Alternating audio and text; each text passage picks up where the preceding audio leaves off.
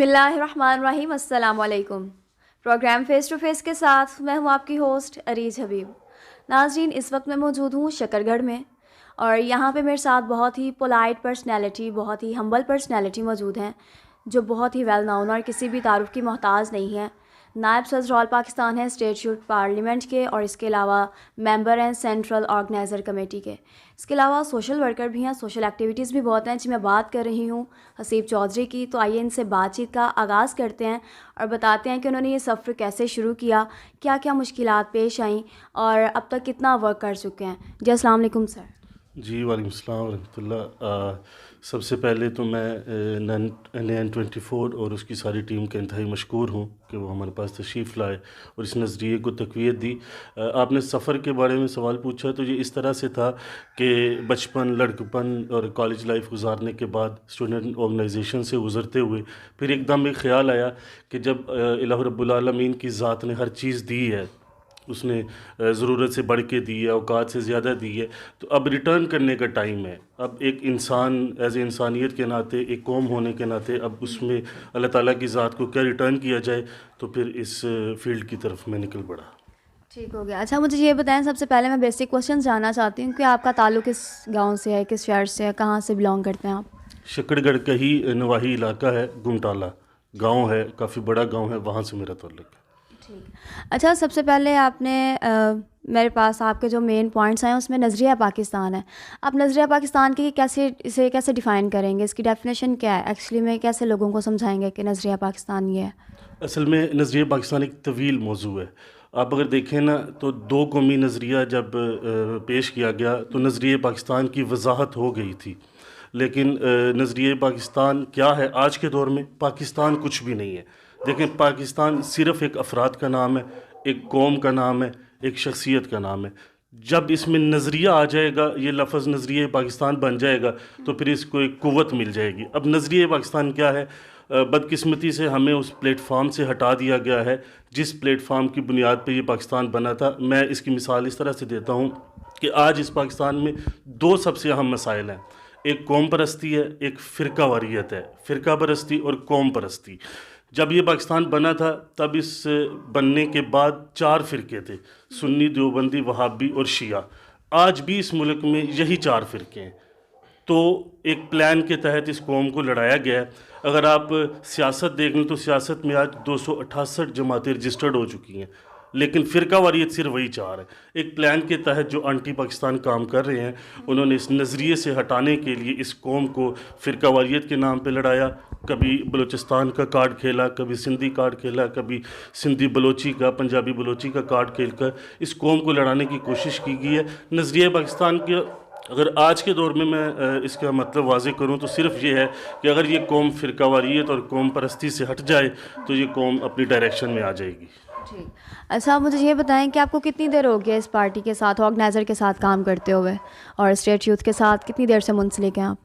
State youth parliament کا ابھی 2 سال ہوئے ہیں. پہلے میں تحصیل شکر گڑھ کا پریزیڈنٹ بنا، پھر اس کے بعد میں پنجاب کا نائب صدر بنا. ابھی میں پورے پاکستان کا ممبر سینٹرل آرگنائزر کمیٹی کا چیئرمین ہوں.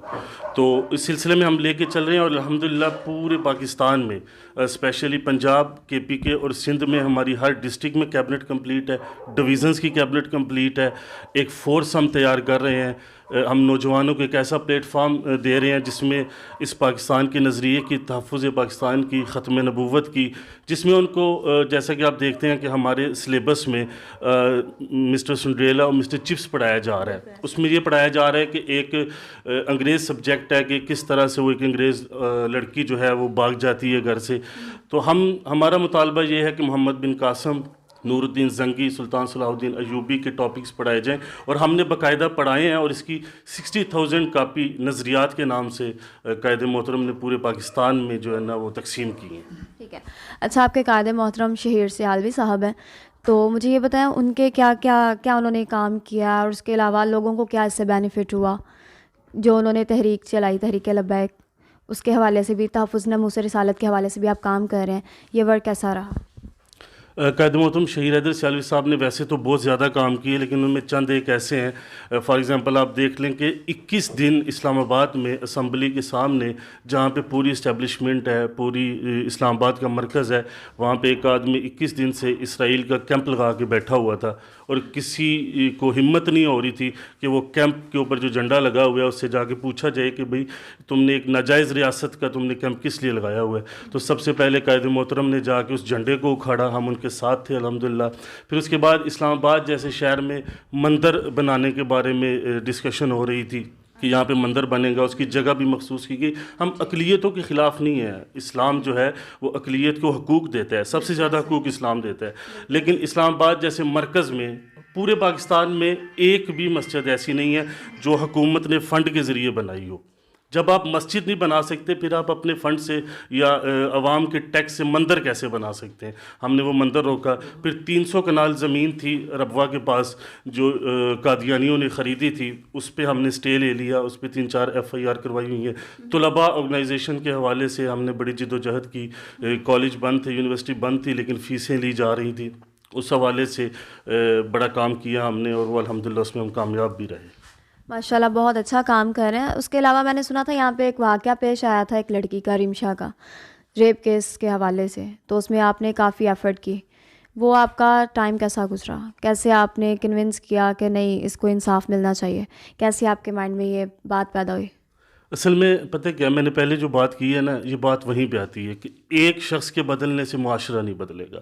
ایک قوم بننے کے لیے، میں اس کی مثال یوں دیتا ہوں ٹاپک سے ہٹ کے، کہ جب T20 ورلڈ کپ کا میچ ہوتا ہے، ہم فائنل جیتے ہیں تو پورا پاکستان خوشی منا رہا ہوتا ہے. جب APC کا مسئلہ ہوتا ہے اسکول کا، پورا پاکستان رو رہا ہوتا ہے. مطلب جب خوشی اور غمی پہ پوری قوم ایک ہو سکتی ہے، تو پھر یہ جو انفرادی مسائل ہیں ان پہ بھی ایک ہونا چاہیے. جو چھوٹے موٹے مسائل ہیں، فتح مکہ کے موقع پہ حضور علیہ الصلوۃ والسلام نے یہ نہیں کہا تھا کہ میں تمہاری سڑکیں بنا دوں گا، میں تمہارے روڈ بنا دوں گا. انہوں نے کہا تھا نہیں، امن سلامتی. اس کے بعد انہوں نے اس کو اجاگر کرنے کی کوشش کی، تعلیم دی لوگوں کو. آج بھی میں یہی کہتا ہوں، ریمشا ہماری بچی تھی، یہاں پہ میرے علاقے کی تھی، میں چونکہ یہاں پہ نہیں تھا، جیسے ہی پتہ چلا پھر ہم نے وکیل سے بات کی. وہ جو ملزم تھے وہ ضمانت پہ رہا ہو چکے تھے، پھر انہیں گرفتار کروایا.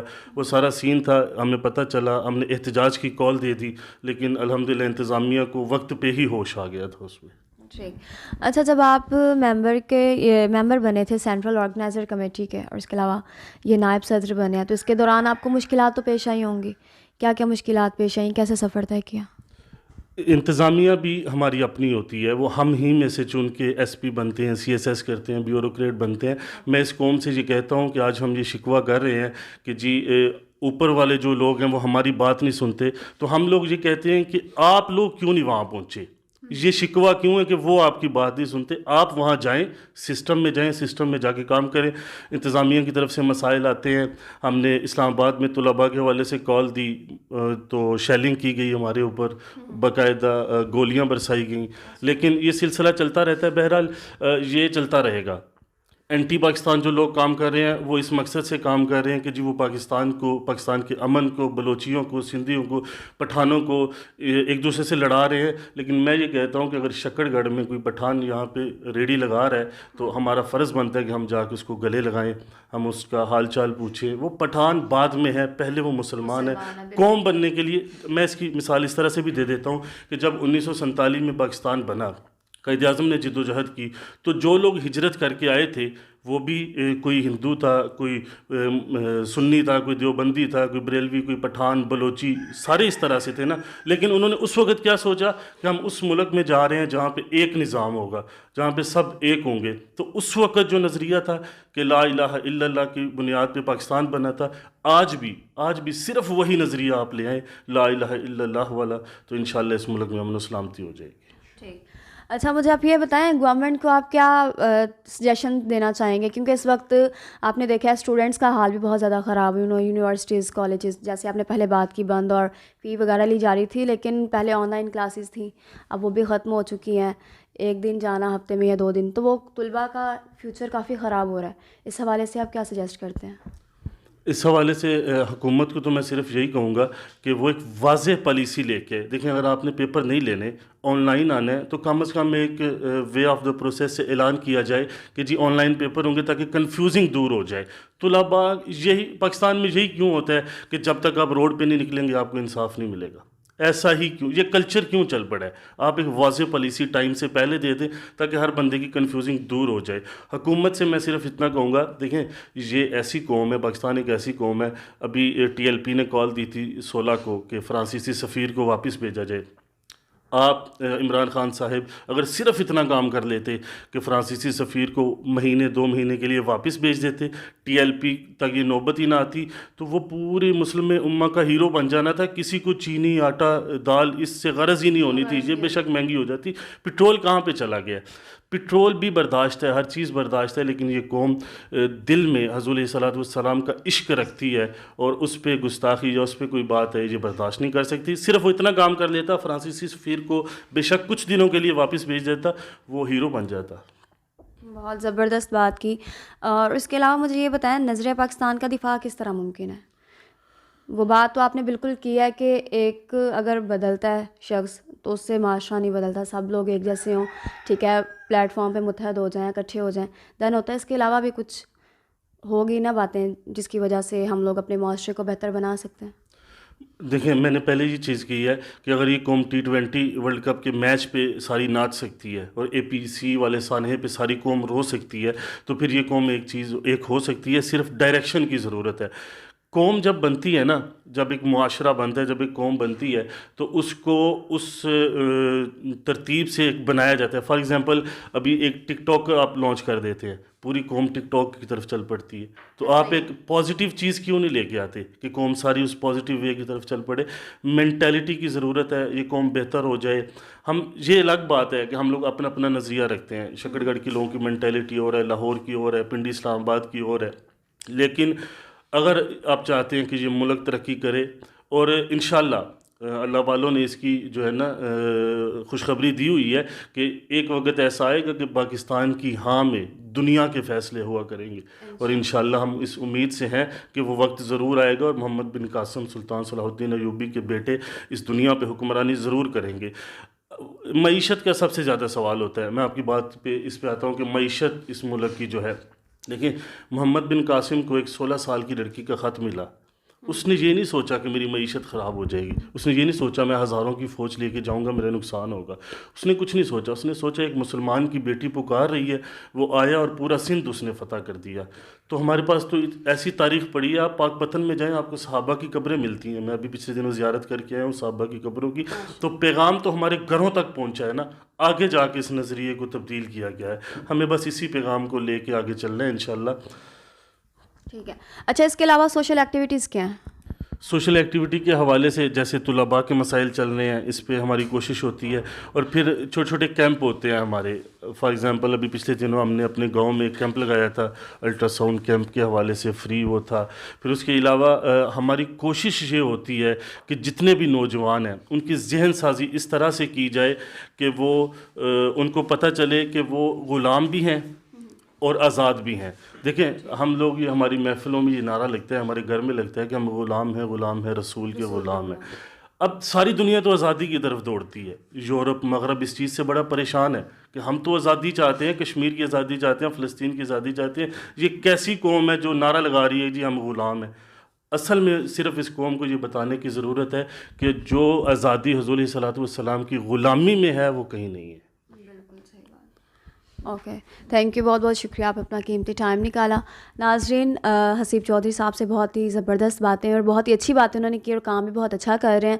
اسی کے ساتھ ہمارے پروگرام کا وقت اپنے اختتام کو. آپ سے پھر ملاقات ہوگی نئے پروگرام کے ساتھ. تب تک اپنی ہوسٹ عریض حبیب کو دے اجازت. اللہ حافظ.